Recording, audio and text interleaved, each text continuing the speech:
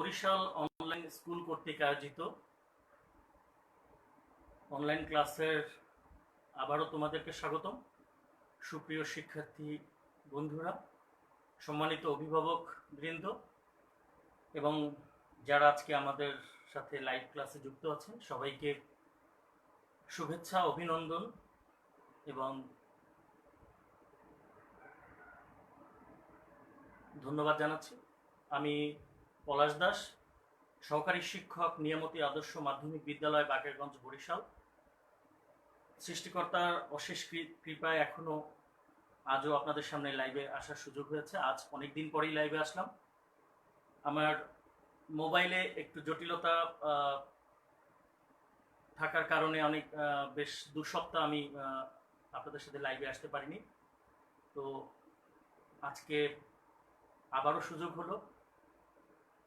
যে সকল শিক্ষার্থীরা আমাদের সাথে লাইভে অংশগ্রহণ করছো তাদেরকে সাধুবাদ জানাচ্ছি। বন্ধুরা, আমি বরাবরই তোমাদেরকে গত ক্লাসে বলেছিলাম যে 8ম অধ্যায় অর্থাৎ রসায়ন শক্তি নিয়ে আসব। রসায়ন শক্তির বেশ কিছু গুরুত্বপূর্ণ বিষয় যেগুলো আমি একটা ক্লাসে অবশ্য আলোচনা করেছিলাম। এখন থেকে ধারাবাহিকভাবে এই ক্লাসে মাধ্যমে আমি তোমাদের এই অধ্যায়ের যেখানে যে সমস্যাগুলো আছে সেগুলো তুলে ধরার চেষ্টা করব এবং আমি আশা করব যদি তোমাদের যতটা পারি তোমাদের বোঝানোর জন্য। তো ঠিক আছে, আজকে আসো আমরা এই অধ্যায় থেকে কি জিনিসগুলো শিখবো একটু জেনে নেই। প্রথমেই এই অধ্যায় থেকে আমরা বন্ধন শক্তি, আন্তঃআণবিক শক্তি এবং তাপের পরিবর্তনের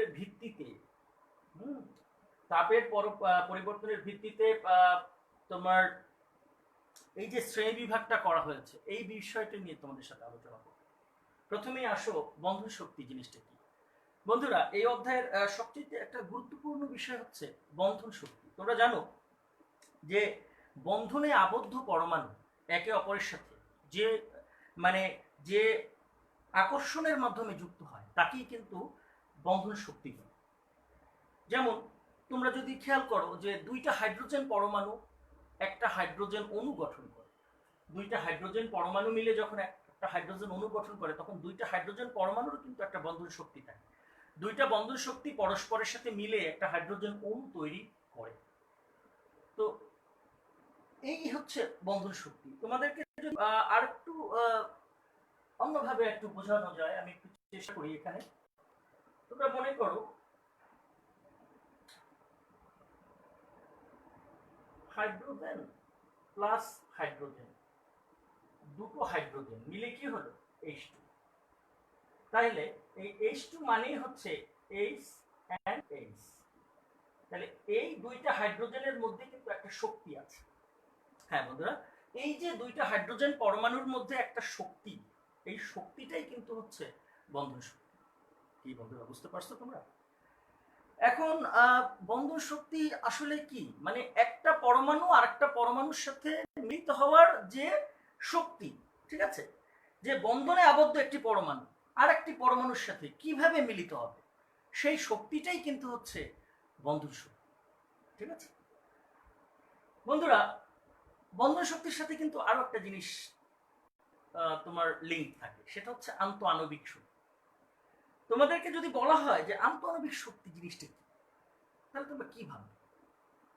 হ্যাঁ, আন্তঃআণবিক যে একটা জিনিস তোমরা মনে রাখবে যে সমযোজী বন্ধনে সমযোজী যৌগের অণুসমূহ, হ্যাঁ, সমযোজী যৌগের অণুসমূহ একে অপরের সাথে যে আকর্ষণ শক্তির মাধ্যমে যুক্ত, সেটাই কিন্তু ওই মৌলের মানে আন্তঃআণবিক শক্তি বা ইন্ট্রামলিকুলার ফোর্স আমরা বলে থাকি। তোমরা যদি খেয়াল করো যে সোডিয়াম ক্লোরাইড, আমরা একটু ক্লিয়ার করে দিই তোমাদের বিষয়টা। সোডিয়াম ক্লোরাইড, হ্যাঁ, অর্থাৎ সোডিয়াম ক্লোরাইডে সোডিয়ামের চারপাশে কিন্তু ক্লোরিন পরমাণুগুলো থাকে, মানে ক্লোরিন অণুটা থাকে। হ্যাঁ, তাহলে ক্লোরিন কিন্তু সোডিয়ামের চারপাশে আছে। তাহলে যে আকর্ষণের কারণে এই সোডিয়ামের চারপাশে এই ক্লোরিন পরমাণুগুলো, তাই না, এখানে কিন্তু ক্লোরিন পরমাণু, চারপাশে ঘুরে আমরা কি বলি, সোডিয়াম ক্লোরাইডের ক্রিস্টাল হয়। তোমরা তো জানো যে সোডিয়াম ক্লোরাইডের ক্রিস্টালটা দেখতে অনেকটা এরকম।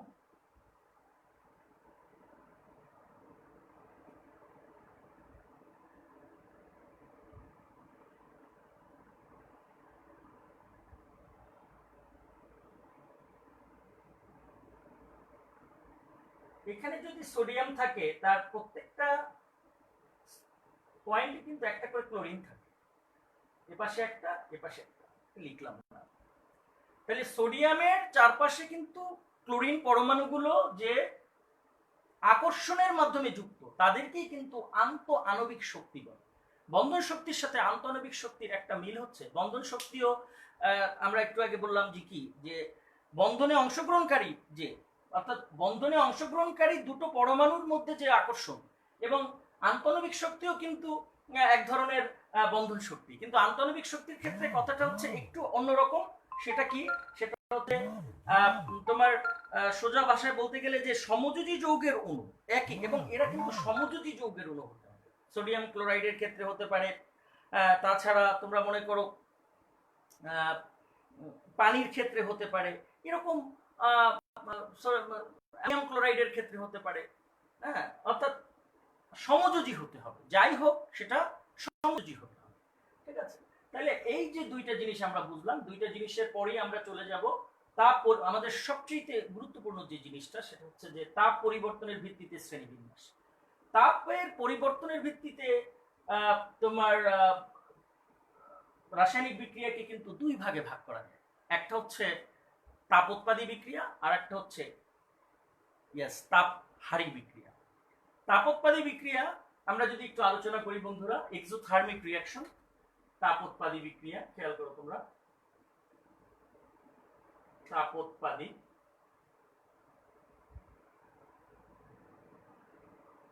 Exothermic reaction. একটা মিথেন অণুকে, একটা মিথেন গ্যাসীয় অণু, একটা মিথেনের গ্যাসীয় অণুকে যদি দুই অণু অক্সিজেনের গ্যাসীয় অণুর সাথে যুক্ত হয় বা বিক্রিয়া করে, তাহলে কি ঘটলো?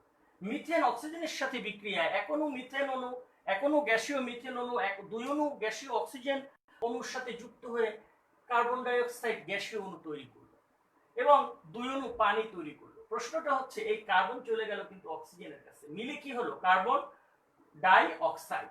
আর এই যে দুই অণু অক্সিজেন রয়ে গেল, আর এখান থেকে এক অণু মানে দুই অণু অক্সিজেন রয়ে গেল, আর এখান থেকে কি হাইড্রোজেন চারটা রয়ে গেল, মিলে কি হলো? দুইটা পানি। কি বন্ধুরা, আশা করি তোমরা বুঝতে পারছো। এবং এখানে কিন্তু একটা দেখো প্লাস 890 কিলোজুল পার মোল, অর্থাৎ 890 কিলোজুল পার মোল তাপ কি হয়েছে? উৎপন্ন হয়েছে। তাহলে আমরা সংজ্ঞাটা কি বলতে পারি? যে সকল রাসায়নিক বিক্রিয়ায় তাপ উৎপন্ন হয়, অর্থাৎ বিক্রিয়া পাত্র গরম হয়, তাদেরকে তাপোৎপাদী বিক্রিয়া বলি। আমরা যদি একটা পাত্র নেই, খেয়াল করো বন্ধুরা, আমরা যদি একটা পাত্র নেই তাহলে কিভাবে হবে এটা আমরা একটু বোঝার চেষ্টা করি। মনে করো এটা একটা পাত্র,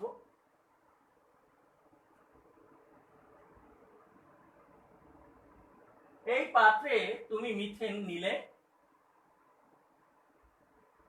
প্লাস নিলে কি অক্সিজেন, উৎপন্ন হলো কি কার্বন ডাই অক্সাইড। কি উৎপন্ন হলো? Carbon die oxide. যখনই কার্বন ডাই অক্সাইড উৎপন্ন হবে তখন কিন্তু বিক্রিয়া পাত্র গরম হয়ে যাবে, মানে তাপটা কি হবে? বেরিয়ে আসার চেষ্টা করবে।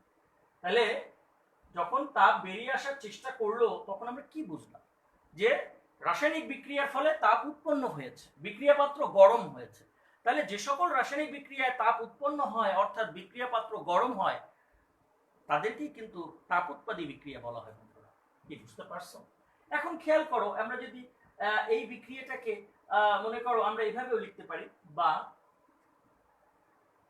মিথেন প্লাস অক্সিজেন বিক্রিয়া করে কার্বন ডাই অক্সাইড প্লাস দুই অণু পানি, এখানে আমরা দিলাম না সংখ্যাটা। এখানে ডেলএইচ এর মান কত হবে বলো তো বন্ধুরা? ডেলএইচ এর মান হবে -890 কিলোজুল পার মোল। আমরা যখন একই সাথে লিখব তখন কিন্তু এখানে প্লাস এসছে, অর্থাৎ এটার সাথে এটা প্লাস, কিন্তু যখন আলাদা করে ডেল এইচ এর মানটা আমরা বসাবো, ডেল এইচ মানে কি, এখন প্রশ্ন আসতে পারে তোমার কাছে, ডেল এইচ অর্থাৎ একটা রাসায়নিক বিক্রিয়ায় উৎপাদের অভ্যন্তরীণ শক্তিকে যদি তুমি বিক্রিয়কের অভ্যন্তরীণ শক্তি দিয়ে বিয়োগ দাও, অর্থাৎ উৎপাদের অভ্যন্তরীণ শক্তি E2 মাইনাস বিক্রিয়কের অভ্যন্তরীণ শক্তি E1 is equal to del H. অর্থাৎ একটা রাসায়নিক বিক্রিয়ায় যদি উৎপাদের অভ্যন্তরীণ শক্তি থেকে বিক্রিয়কের অভ্যন্তরীণ শক্তিকে বাদ দাও, তাহলে যে মানটা পাবো সেটাই হচ্ছে ডেল এইচ। আমরা একটু আসবো, তার আগে একটু খেয়াল করো। তাহলে এখানে ডেল এইচ এর মান যখন এখানে প্লাস ছিল একই সাথে বিক্রিয়া, তখন আলাদা করে যখন লিখবো তখন হবে মাইনাস 890 কিলোজুল পার মোল। অর্থাৎ কি বোঝা গেল, যে ডেল এইচ এর মান যদি ঋণাত্মক হয় তাহলে ওই বিক্রিয়াটি হচ্ছে, ইয়েস বন্ধুরা, তাপোৎপাদী বিক্রিয়া বা এক্সোথার্মিক রিঅ্যাকশন। আর আরেকটা বিক্রিয়া যদি দেখো, ক্যালসিয়াম অক্সাইড। ক্যালসিয়াম অক্সাইডকে যখনই তুমি, তোমরা জানো যে ক্যালসিয়াম অক্সাইড হচ্ছে সলিড, ক্যালসিয়াম অক্সাইডকে যখন পানির সাথে বিক্রিয়া করাবে, ক্যালসিয়াম অক্সাইড প্লাস পানি কি উৎপন্ন করবে, এই ক্যালসিয়াম চলে যাবে পানির এখানে হাইড্রোক্সিল মূলকের কাছে, অর্থাৎ হয়ে যাবে ক্যালসিয়াম হাইড্রোক্সাইড। ক্যালসিয়াম হাইড্রোক্সাইড এবং এখানে দেখো 63.95 কিলোজুল পার মোল। অর্থাৎ কি, এই বিক্রিয়ায় যদি আমরা এটাকে এভাবে লিখি তাহলে এখানে ডেল এইচ এর মান কত হবে, মাইনাস 63.95 কিলোজুল পার মোল। হ্যাঁ বন্ধুরা, তাহলে যে সকল বিক্রিয়া একই সাথে আমরা লিখবো প্লাস, সেটা আলাদা করে ডেল এইচ এর মান যখন দেব তখন হবে মাইনাস। এখন এটাই কিন্তু তার প্রকৃত অভ্যন্তরীণ শক্তি। তাহলে অভ্যন্তরীণ মানে এখানে ডেল এইচ এর মান যদি ঋণাত্মক হয় তাহলে সেই বিক্রিয়াটা হচ্ছে কি বিক্রিয়া, তাপোৎপাদী বিক্রিয়া, অর্থাৎ এক্সোথার্মিক রিঅ্যাকশন। এখন আমরা আসবো এন্ডোথার্মিক রিঅ্যাকশন, যাদের প্রয়োজন একটু উঠিয়ে নাও বন্ধুরা। এক্সোথার্মিক রিঅ্যাকশনের পরে আমরা আসবো এন্ডোথার্মিক। এন্ডোথার্মিক রিঅ্যাকশন অর্থাৎ তাপহারী বিক্রিয়া। আমরা একটা ছবি দেখি।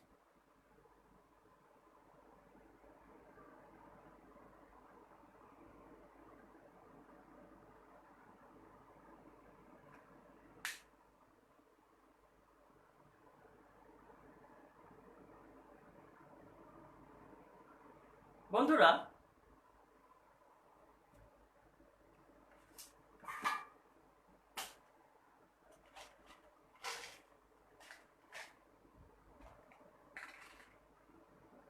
আমার হাতে এগুলো কি দেখতে পাচ্ছ তোমরা,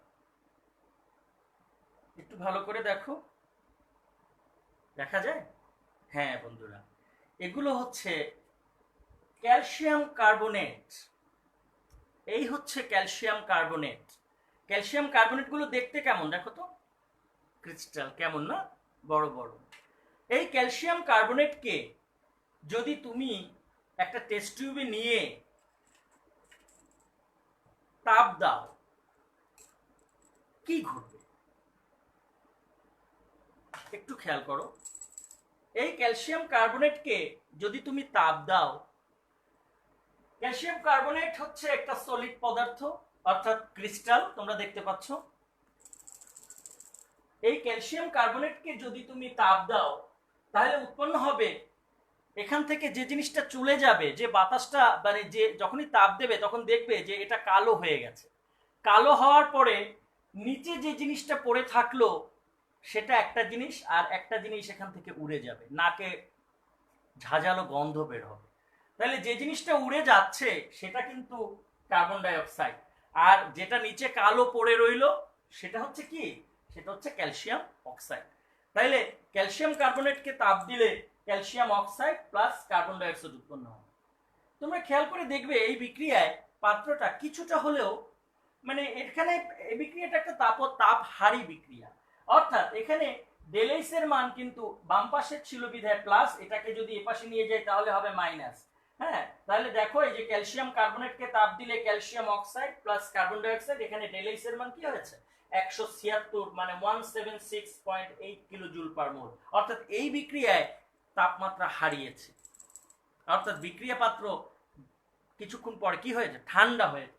এখন এখানে কি হবে, এই ক্যালসিয়াম কার্বনেটকে তাপ দিলে calcium oxide plus carbon die oxide, এই পাত্রে তাপমাত্রা এই বিক্রিয়া কি হবে, তাপ শোষিত হবে। এই বিক্রিয়া কি হবে, তাপ দিয়ে দেখো তাপটা ঢুকছে। তাহলে আমরা কি বুঝতে পারলাম, what is the findings of the story? এই গল্পের শিক্ষণীয় বিষয়টা কি? বন্ধুরা, আমরা এটাই শিখলাম যে সকল রাসায়নিক বিক্রিয়ায় তাপমাত্রা উৎপন্ন হয়, অর্থাৎ বিক্রিয়া পাত্র গরম হয়, সেটা হচ্ছে তাপোৎপাদী বিক্রিয়া। আর যে সকল রাসায়নিক বিক্রিয়ায় তাপ শোষিত হয়, অর্থাৎ বিক্রিয়া পাত্র ঠান্ডা হয়ে যায়, সেই বিক্রিয়াটাকে আমরা বলবো তাপহারী বিক্রিয়া। তাপোৎপাদী বিক্রিয়ায় ডেলএইচ এর মান হবে ঋণাত্মক, আর তাপোৎপাদী বিক্রিয়ায় মানে দুঃখিত, এখানে এখানে হ্যাঁ বন্ধুরা, এটা কিন্তু প্লাস, এটা কিন্তু আলাদা করে লিখলে এখানে কিন্তু প্লাস চলে আসবে। হ্যাঁ, এটা আমরা এখানে দেইনি। তাহলে যে সকল রাসায়নিক বিক্রিয়ায় তাপমাত্রা উৎপন্ন হয় সেগুলো হচ্ছে তাপোৎপাদী, আর যে সকল রাসায়নিক বিক্রিয়ায় তাপমাত্রা শোষিত হয় তারা কি, তাপহারী বিক্রিয়া। বন্ধুরা, সেগুলো কি, তাপহারী বিক্রিয়া। তাহলে তাপোৎপাদী এবং তাপহারী বিক্রিয়া আশা করি তোমরা বুঝতে পেরেছো। তোমাদের যাদের প্রয়োজন আছে বন্ধুরা একটু উঠিয়ে নিতে পারো।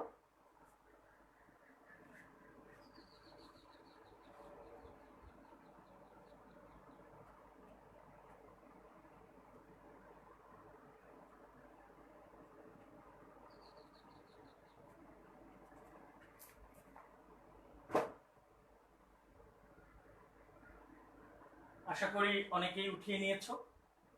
তো বন্ধুরা, তোমাদের কাছে আমার অনুরোধ রইল, এই অধ্যায়ের প্রত্যেকটা অংশ, অর্থাৎ আমরা প্রথমেই বন্ধন, তারপরে আমরা হচ্ছে তোমার আন্তঃআণবিক শক্তি, তাপোৎপাদী, তাপহারী, অর্থাৎ তাপের পরিবর্তনের ভিত্তিতে পদার্থের শ্রেণী বিভাগ নিয়ে আলোচনা করলাম।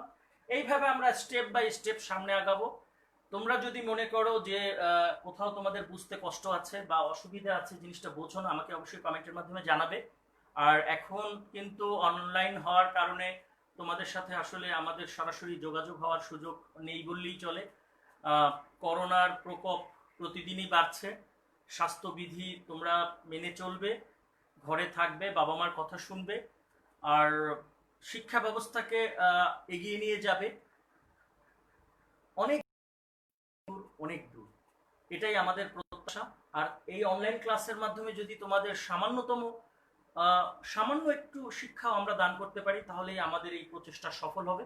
তোমরা সবাই ভালো থাকো। তোমাদের সবাইকে আবারও ধন্যবাদ জানিয়ে আজকের মতো শেষ করছি। হয়তো আগামী ক্লাসে আবারও তোমাদের দেখা হবে। সে পর্যন্ত সবাই ভালো থাকো। সবাইকে নমস্কার।